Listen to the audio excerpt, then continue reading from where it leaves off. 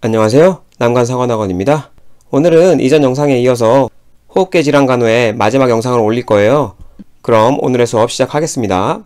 세 번째로 폐색전증인데, 폐색전증이란 심부정맥의 혈전이 이동해서 폐동맥을 막아서 폐포의 관류를 저하시켜 발생하는 폐혈관의 색전증이에요.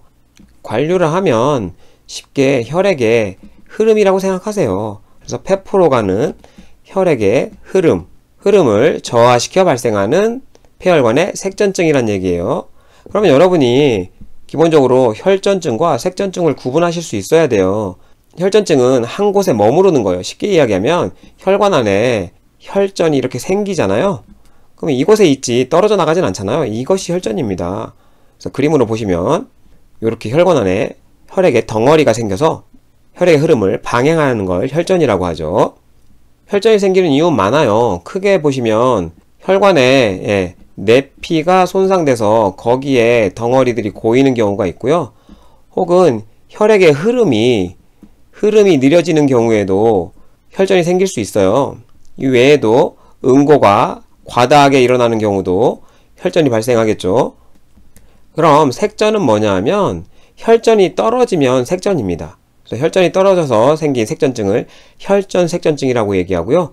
이 외에도 여러분이 IV로 플루이드를 줄 때 공기가 들어가는 경우가 있잖아요. 그럼 공기가 들어가서 혈관을 막게 되는 것도 색전증이에요. 그래서 공기색전증, 그리고 지방세포가 막게 되면 지방색전증, 여러분 시험에 나올 수 있는 건 양수색전증이 있는데, 양수가 모체의 혈관 내로 유입되어서 이 양수가 혈관을 막게 되면 양수색전증이라고 이야기합니다. 그래서 색전은 쉽게 이야기하면 떠돌아다니는 녀석이에요. 떠돌아다니다가 혈관을 막으면 그걸 색전이라고 한다. 꼭 알고 계세요. 이제 폐색전증을 이해하시려면 여러분이 순환을 알아야 돼요. 그래서 그림을 보시면 지금 빨간 게 동맥이고 파란 게 정맥이잖아요. 그래서 하지에 보통 여러분 지금 모성시험을 이야기를 하니까 하지에 심부정맥 혈전이 많이 생기잖아요. 그래서 심부정맥 혈전이 생겼다고 생각해 보세요. 그래서 여기 혈전이 생기면 추후 액기가 떨어졌을 경우에 이곳에서 생겼다고 생각하시고 잘 보세요. 위로 계속 올라가죠. 근데 혈관 굵기가 점점 굵어집니다. 유입되면서 여기쯤 오면 이곳이 하대정맥이에요.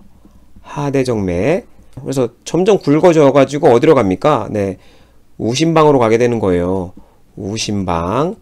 우심방에서는 우심실로 가겠죠. 우심실에서 어디로 가죠? 네, 폐로 갑니다. 이런 순환을 모르시면 여러분이 지금 이게 이해가 안 되세요. 그래서 순환을 꼭 공부해 주시고, 이 심장 사진을 따로 보시면 지금 하대정맥을 타고 어디로 들어왔죠? 네, 우심방으로 들어왔어요. 그 다음 우심실로 가게 되고, 우심실에서 어디로 가냐면 폐동맥입니다. 폐동맥을 타고 폐로 가게 돼요. 그럼 폐동맥 타고 바로 옆에 폐로 갑니다. 이제 점점 혈관이 작아질 수 있어요. 점점 작아집니다. 끝으로 갈수록. 그렇기 때문에 폐색전증이 생기는 거예요. 여러분이 폐색전증이 생기는 이유를 이렇게 이해하셔야 돼요. 심부정맥 혈전이 떨어져 나오면 팔에 생기더라도 점점 굵은 혈관으로 가다가 어디로 가냐? 우심방으로 유입되어요. 그리고 우심실, 폐동맥 타고 점점 가는 혈관으로 가서 폐에서 결국 막히게 되는 거예요. 그러니까 정맥의 혈전이 생기면 보통 폐색전이 가장 흔하게 일어납니다. 이 그림을 보시면 여기가 폐동맥이잖아요. 그래서 옆에 폐로 가는 거예요. 이렇게 폐로 가면 점점 혈관이 가느다라지면서 막히게 되는 거예요. 당연히 폐색전증이 오는 겁니다. 그럼 폐색전증의 원인과 증상 중에 원인을 살펴볼게요. 혈전성 정맥염, 부동, 외상, 골절 환자, 임신, 비만, 경구 피임제 복용 등이 원인이 된다고 하는데, 지금 혈전성 정맥염이나 부동, 움직이지 않아서 혈전이 생기는 경우죠. 혈전성 정맥염은 혈전이 생기는 정맥염이니까 당연히 혈전이 생길 거고, 이게 떨어지면 색전이 되기 때문에 원인이 될 수 있어요. 부동은 혈전이 쉽게 생기죠. 외상과 골절 환자, 간단하게 좀 설명드리면 이 뼈 안에는 황색 골수가 보통 있잖아요. 황색 골수. 원래는 적색 골수였는데 지방으로 대체하고 나면 황색이라는 색으로 바뀌면서 지방으로 대체돼요. 그래서 뼈가 똑 부러지게 되면 여기 지방이 혈관 내로 유입되겠죠. 그러면 이 지방이 돌아다니다가 폐를 맞게 되면 폐색전증이 생기겠죠. 네, 이런 것도 시험에 나왔던 적은 있습니다. 골절 환자에서 지방색전이 생기는 문제 나왔던 적이 있기 때문에 여기서 한번 알려드리면서 그래서 원인이 될 수 있어요. 임신은 여러분 모성에서 아까 알려드린 것처럼 출산 후에 신부정맥 혈전이 잘 생깁니다.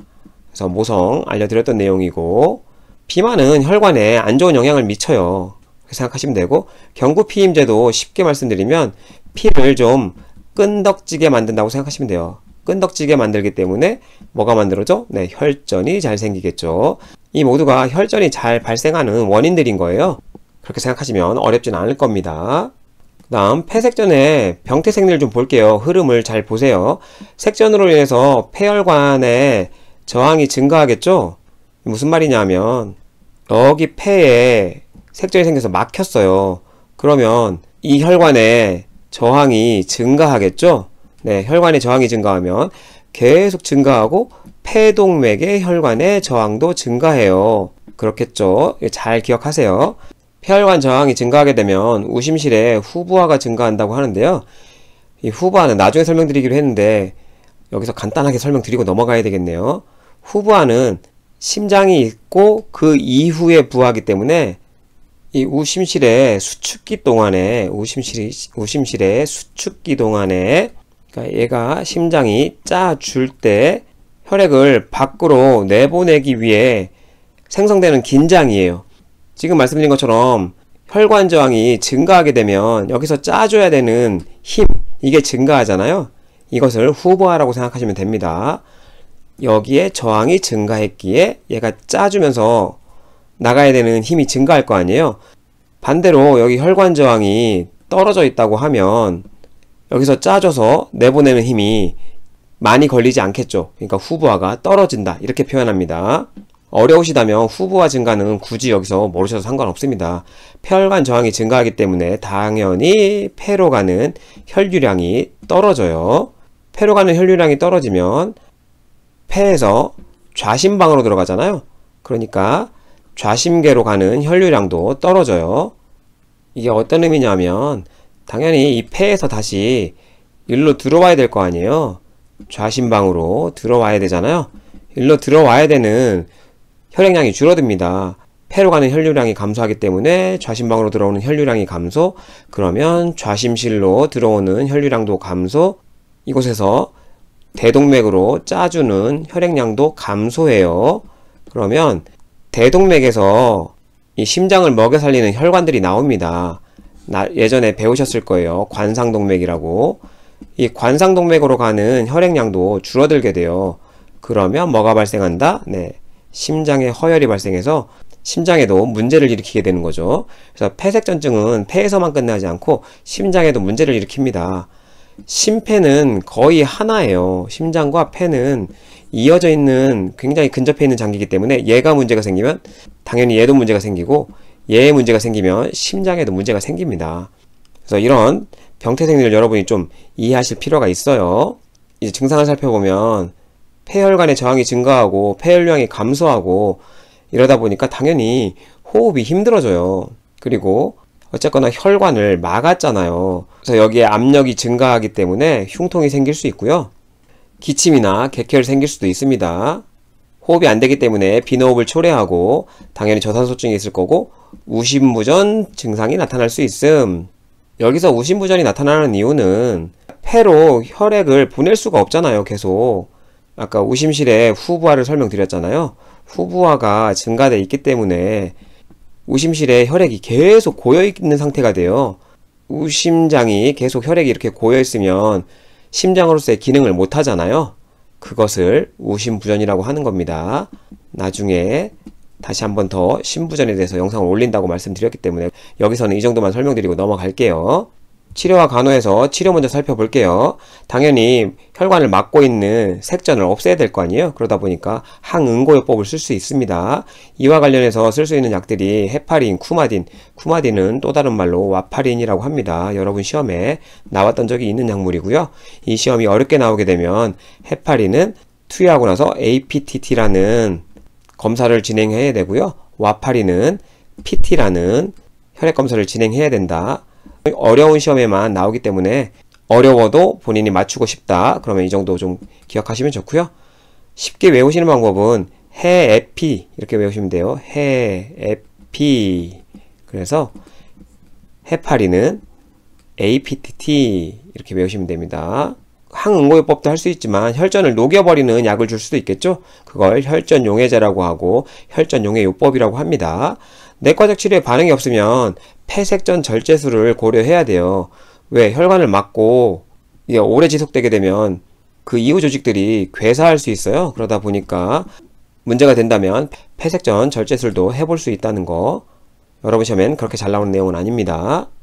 당연히 엄청난 통증이 있을 테니까 가슴 통증, 당연히 불안이 생기고 그러면 이에 따라서 몰핀 투여가 가능하다는 내용. 시험에 그렇게 잘 나오진 않지만 몰핀은 통증이 굉장히 심한 경우에 그리고 불안이 있을 경우에 줄 수 있는 약이에요.